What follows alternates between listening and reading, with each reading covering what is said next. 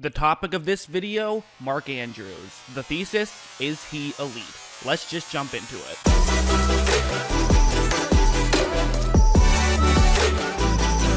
So there's so many things that Andrews does so well. I want to start off just with his receiving though. His receiving ability, and I think that he can do something so particularly well. This play is a great example where it's going to be cover 3 zone that he's going up against.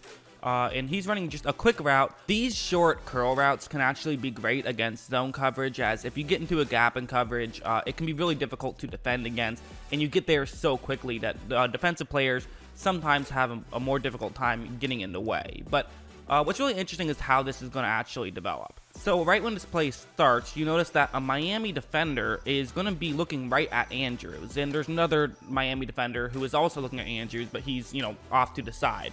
So there's one that's right next to him, so it almost looks like it's man coverage right here with how close they are to each other. But it's not, it's zone. And so the Miami defender that is directly in front of Andrews right now, the one that is closer to the bottom of the screen, he's in charge of covering the bottom of the screen area. And since there is a Baltimore player in that area, he does have to make sure he gets down and is able to make this play. So typically, you would think that the other Miami defender who I have in that box is then going to be the guy who runs over. He takes away Andrews' route. No one's able to get open, or at least no one on that side of the field is able to get open, in theory, if everything works out perfectly. However, because Andrews ran so close to that Miami defender who is supposed to be covering further down towards the bottom of the screen, this now means that the other Miami player, the one that should be covering Andrews, he now assumes that one of his teammates is going to be covering Andrews. And this can work, there's a defensive back who's in charge of covering deep on the bottom of the screen in the shadow. Maybe he's just going to run closer in and take away a different route. And so in doing that, maybe you can just cover the middle of the field and you don't have to worry about that side of the field. So that's what he's thinking right here, simply because Andrews ran so close to a different defender that when Andrews cuts a little bit over, he's able to get open as no one ended up covering him, and he was able to pick up plenty of yards after the catch, which is another thing that he does very well. I consider that pretty good football IQ. I think being able to just realize in real time what's going on, figuring out a way to get someone else out of position. It's possible that was just luck, but I don't think it was. I think that he did that intentionally. It looks like he did it intentionally, and he's had plenty of instances of high football IQ, so even if that one was luck, I still stand by bringing that up as an example, because he does things like that relatively frequently. I also think his speed is very good. He ran a 4.67, so it's nothing crazy. I mean, for a tight end, that's, about average, I would say. But it seems like he can really run very quickly on certain routes, and he really can. I think he's one of those guys who he runs quicker on the field than he does, on a 40-yard dash. Like, watch. The slot receiver, the one closest to the offensive line, he's going to be running a route that's going to go deep and get towards the sideline. Andrews basically is running the opposite.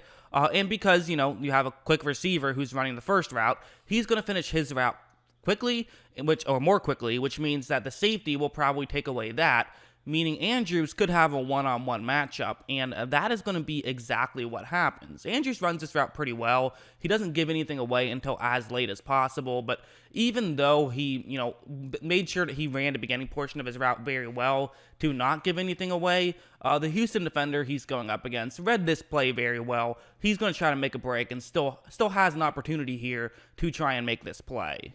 And, he's a defensive back going up against a tight end, so this is a good situation for Houston, but Lamar is going to try to make a throw in this direction. And I think what you see Andrews has here is he has wide receiver speed, and he's able to blow by him, and he gets open enough that he's able to make the grab. Again, I'm not saying he has blazing fast wide receiver speed, but you could be a wide receiver and be as fast as he could for sure. So the fact that he's a tight end and still can run that quickly, and you can take advantage of those deep routes with Andrews, he can run those routes and he can run them well enough. I just think that's one of the things that makes him so valuable in this Baltimore offense. This is another great example of what he can do. It's going to be a cover 1 play. and it's man coverage. So, cover one, man coverage.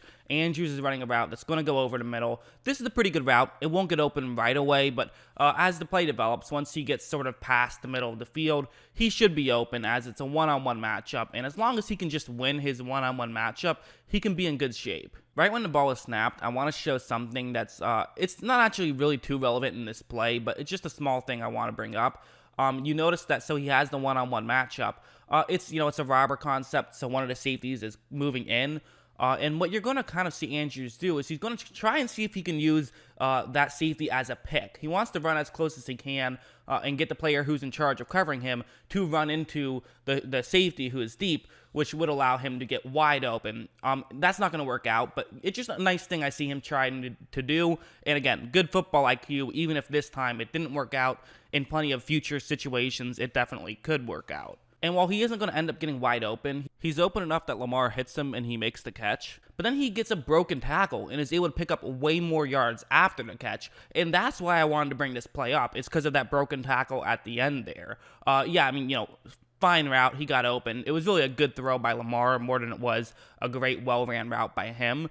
But where he sort of went above and beyond is he can break tackles. And if you're playing man coverage and you have someone who can break tackles, that can be a big problem. And you can gain tons more yards if you can do that. So the fact that he can get those yards after the catch, it's really valuable. I mean, the reality is the guy's 6'5", 250 plus pounds, and runs, a 4.67, and it feels like it could be like a 4.47 sometimes of how fast he is on the field. So, there's just so much he does well. Obviously, the receiving game is only part of it, but he's a great blocker too. I mean, he really is. I'm not sure if I would quite put him in like the George Kittle category, prime Rob Gronkowski just yet, but he's one level below. He's a very good blocker. This will be a good example of that. He's going to start off blocking an edge rusher right there, 94, and then he's just going to run his route. So this is just a chip right here. That's all it is. He's not going crazy. He's not blocking anybody one-on-one. But, this is important where you see the formation that San Francisco is in, where they have three other guys on the line who could potentially be blitzing on this play, two linebackers and a defensive back. So having Andrews sort of help out his line by starting to block 94 right there, that could just make things easier. So it makes a lot of sense to have a chip right here. Honestly, chips were a big way they were able to win this game against San Francisco. But anyways, I really want you to take a look at how well he does this and how far he's going to knock this, edge rusher out of the way to where finally when his tackle has to finish off this block, it turned out to not be a blitz, but they didn't know that at the time, so they had to have a chip. And you see that 94 he has no chance on this play. I mean, this is just, he got taken so far out of the way, and it took him so long just to get there that you basically just turned it from, it's now 4-on-3 in terms of the offensive line because one guy has been taken out of the play, and, Andrews can continue to run his route. He's a really good blocker, and again, having someone who can run these types of routes and is still a good blocker is so key because you can have Andrews out for any snap you want him to be out there for. You're not giving anything away by him being out there. Sometimes you have these good receiving tight ends that can't block, and that's a real problem because if you can't block, then everyone knows it's probably going to be a passing play. But now with him, I mean, it can be really either one. So what are the negatives of Andrews? Well, there's one obvious one that we all remember.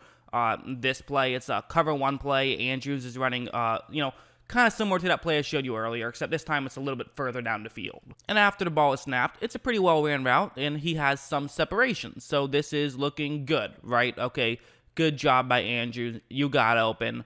However, the problem is going to be Lamar throws this one a bit too high. It hits off Andrews' hands, and it's intercepted. I mean, again, how much blame do you put on Andrews?